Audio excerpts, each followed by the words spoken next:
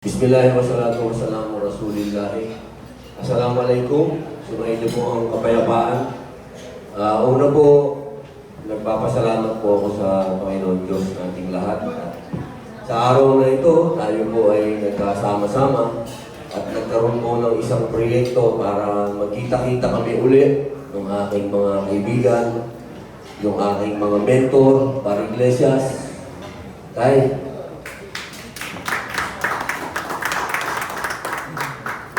At sa matagal na panahon, pinangarap ko po makapasok ng Regal. At dumating po sa pagkakataon na ito, Regal baby na ako. Di naman tayo huli pa. Dinag tayo dito At siyempre, kami po ay masaya din na nakatrabaho din namin yung mga panahon ngayon. Sa inyo, si Polo, si Kiko, si Paul Sogstil. Tawag ko dyan, bilib ko ako sa katapangan itong... Bilib din ako dito, siyempre. Hindi ko alam kung kaparakto pa nga ito eh. Narito kasi isinabit namin ito sa mataas. Hindi na siya tumanggi. Kaya, salamat. Salamat. Ngayon ko lang siya nakita, pero hello. Ayun ba mag-boyfriend? Mag-asawa sa eksena. Ito, tatay ito, kaibigan na.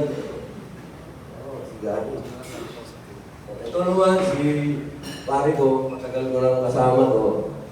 Siya ho ang, ano nito eh, arkitekto, si paring Jake. Si Jake po yung kumidnap sa akin, galing sa pagpapahinga, dinala ko sa kanila. At sa utos, siyempre, ni Idol Manny Pacquiao, na pag-usapan po namin yung pelikulang ito. Manny, kay Senator Manny, maraming salamat sa iyo. At siyempre po, pag nakikita ko si paring Efren, nakikita ko si Mayor. Mayor, salamat Mayor. Si Kuya Junior, nandito din. Kuya Junior, lagi nakasuporta po sa atin yan. At siyempre, si Maestro Boy Roque, ng Philippine Tarzan. Yung aming fight choreographer. Kasi iba po yung fight director. Yung po yung pinaka-maestro namin, Tatay Bal Iglesias. Reunion po ito. Itong pelikulang to. Reunion po ito. Sabi nga ni Mon, ni paring, ni Vice Mayor, Mansur Del Rosario. Sabi niya kahapon, pare, old school to. Lahat ng old school nandito dito. Napakasarap po kasing madidig yung old school, Tito Jun. Kasi, alam niyo mga anak, nung old school kasi, wala pa tayong gaya, no? Lahat po ng stunts nung araw, talagang katulad nung ginawa mo, ganun talaga. Kasama yun. Kasama yung proper training, kasama yung hindi pwede na wala kang training. At yun yung natutuwa kami nila Mon. Kahapon tayo, Kuya Efren, tuwang-tuwa kami kasi na-appreciate ng lahat yung trabaho. Mula doon sa, sabihin natin, mula doon sa nagtetet, sa utility, sa director namin, assistant director namin, lahat kami na-appreciate. Ganun ang old school kasi. Pakisama. Yung pagmamahal mo sa katrabaho. Hindi yung para kayong pabrika na lang. Kasi nasanay na tayo sa network na parang pag gumawa, wala na mga puso. Pabrika na lang kayo. Gawa na lang ng gawa. Madalian. Pero yung old school, masyado namin minamahal yun. Hindi naman ibig sabihin matanda na kami. Well, matanda na kami. Pero yung pakikisama, mga anak, huwag natin alisin yung pakikisama na kahit na madaling araw na, mga nakangiti pa tayo dahil mahal natin yung trabaho natin. Yung po yung experience natin dito sa Bato kasi nagsama yung young and old. Kaya maraming salamat sa lahat ng nag-guest na old school. Huwag daw natin tanggalin yung old school, sabi mo doon. Yun po, masaya naman po ako dahil ginampanan ko yung buhay ni General Bato. Dahil sa akin pong palagay, kapag pinagtabi mo si Manny Pacquiao sa si General Bato, iisa yung istorya nila. Galing sa saksakan ng hirap ng mga tao, Pero hindi sila namahay doon sa pagiging mahirap. Gumawa sila ng paraan, ginamit nila yung una, yung tapang nila, at ginamit nila yung pananampalataya nila sa Diyos para umangat sila at makarating sila sa pagtulong sa mga mahihirap din. Kaya po ako, kung ano man po yung nakikita nyo sa TV na yung friendship ni Manny Pacquiao sa ni General Bato, totoo po yun. Dahil pareho silang Cinderella man.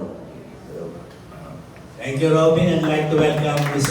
Naging madali lang po yun eh. Ang mahirap po yung kunin yung physical appearance ni General dahil magkaiba po talaga kami ng anatomy, ng pareho po talaga. Magkaiba, no? Medyo ginawa po namin ni Direk, una yung lakad. Yung lakad po ni Bato dahil napakahalaga po sa pelikula. Kasi ang pelikula po ay action at isa po ay isang pulis. Ang pulis laging dumadating sa pinangyarihan ng masasabing gulo. Kaya importante po yung lakad talaga.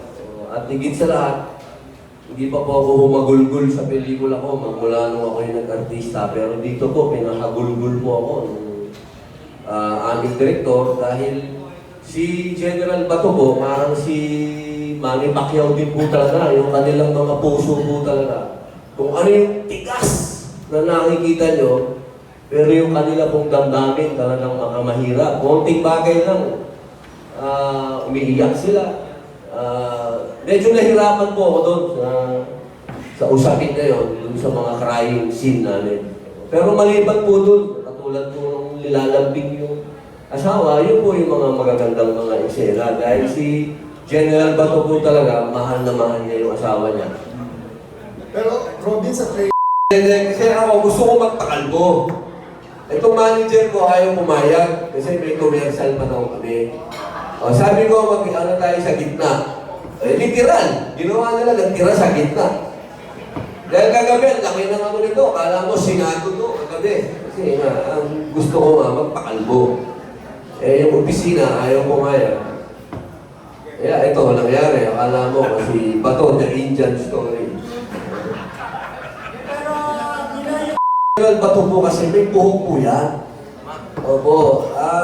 Noong siya po ay mag-general na at siya ay mag-PNP, siya po ay nagdesisyon. Sabi niya, hindi ko ako magpakatubo ng buhok hanggang may masamang tao dito sa Pilipinas. Kaya po, wala pong pag-asa na siguro kumaba pa ang buhok ni General Bato. Dahil talagang matagal pong laban yan. Matagal na laban niya. Kaya kailangan siyang manalong senador. Para sa mga kaibigan ko. Totoo po yan. Saksi ko po ang Panginoon Diyos. Saksi ko ang mga kasama ko, mga kaibigan ko. Marami pong bata na pwede kayong sila na. Hindi ko pinagpipilitan ng sarili ko. Dahil ako, kung may pelikula, kaibigan ko yung kasama ko, masaya ako sa set, gagawin ko yan. Pero bigyan mo ako ng pelikula na wala akong kaibigan sa set, inyo na yung pelikula, magsosyoso na lang ako kung gusto nyo. Totoo po, totoo po. Importante sa akin ang kasama ko, mga kaibigan ko. Joke for you. Ako, artista lang, nagtatrabaho lang ako. Hindi ako tamang senador. Hindi ako yung senador, kaya huwag ako pakpakan ninyo. Ako, nagtatrabaho lang ako, gusto ko lang masaya ang mga tao, gusto ko lang makapagbigay ng magandang entertainment. Kaya mga mahal kong kababayan, bigyan niyo po ako ng break. Bigyan niyo kami ng break. Bigyan niyo ng break ang action movie. Dahil pag binigyan niyo ng break ang action movie, napakarami pong magkakatrabaho. At lahat po tayo dyan ay mag-i-enjoy at lahat po dyan tayo ay magsasama-sama at lahat po tayo dyan makikinabang. Maraming salamat po. Mabuhay. Maraming salamat, Robin.